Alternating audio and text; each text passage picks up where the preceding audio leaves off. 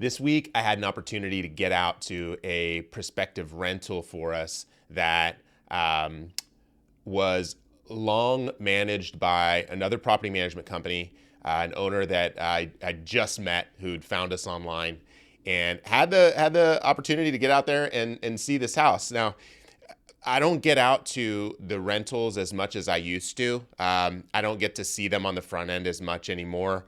And this was a fun refresher and fun to get out there and feel that I was contributing to the decisions that this potential owner was making.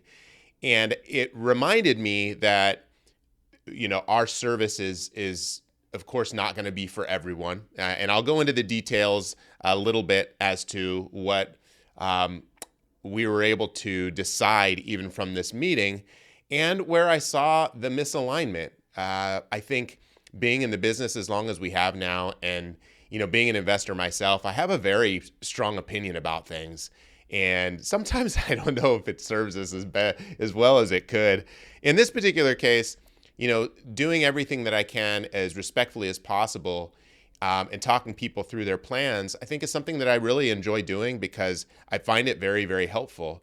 Not only for the client, hopefully, but also myself.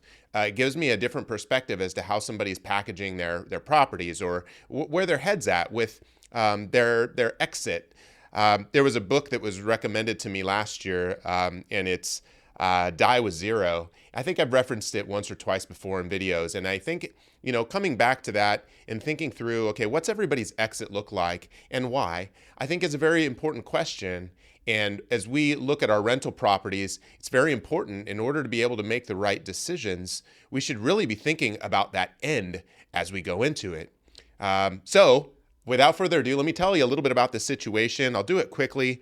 But in this case, again, as I entered this property, there were a few things that I noticed. And one was some deferred maintenance cosmetically. The previous tenant had lived there for some years, and the rents that this gentleman had been collecting were very, very low in regard to the area by a magnitude of about 30%. So in this particular case, this person had been basically losing out on $600 to $700 per month for the last 3 years, about $400 a month the year previous, and it's like that's a lot of money. I mean, thinking about $7,200 a year, that's a pretty substantial budget when it comes to repairs and maintenance and cash flow, if that's the person's situation. So in this particular case, the house was very large. So I think about a couple things. First was the goals, and having a conversation with him about goals really helped in understanding whether or not we were going to get to alignment. And what I mean by that was this house needed a lot of work that I would not have, we would not have taken on this, and we would not take on a property like this unless these things were done. It's cosmetic work, it's paint, it's flooring, it's all the basics that a tenant needs to see in a property right now for it to be very, very competitive. It is a competitive rental market. I've not seen a market like this where we have such great properties on the market. If the houses don't stand out or aren't super clean or tenants feel they're overpaying and they won't rent it, right? So in this particular market, whereas he rented it 4 years ago, it was a different market back then. And now, the struggle with this particular property was that it was very large. It's a very, very, very large cookie cutter style box style home here in the valley, which for me, if you know me, like I'm not the biggest fan of the large rentals, nor should you be, because they just cost a lot more, right? And when it comes to turns, when it comes to repairs, when it comes to all of that stuff, they just make for much harder rentals, in my opinion. So I think condition is important. Pricing, him losing out on it for as much as he had, I think was important. But what it came down to was his goals. Something he mentioned to me was that he had other properties that he was selling right now. And I said, well, why don't you sell this one? Well, it didn't financially make sense right now for this particular property. However, he was thinking about selling it in a couple of years. So the strategy then, in my opinion, becomes, what do you have to do to improve on this property now that you can recoup when you sell, but you're not having to redo again when your tenant moves out in 2 years and the carpet is trashed again.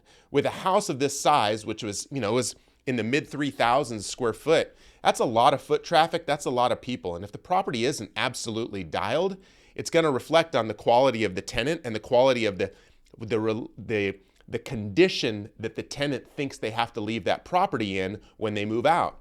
You have a property that has, terrible paint on the wall. The last thing you can do is hold a tenant accountable to how bad the paint looks when they move out. So again, light touch up, not a big deal. Full paints because the touch up looks terrible. That's something you can't expect that a tenant's going to pay top dollar first and foremost. The type of tenant that you're going to get is going to recognize that, hey, why should I take care of this property if the owner's not willing to do it himself? So again, getting to the goals of this, the goal is to sell, it's invest the money that you'll be able to get back when you're selling. Maybe it's instead of carpet, you're putting laminate vinyl, the LVP on the downstairs.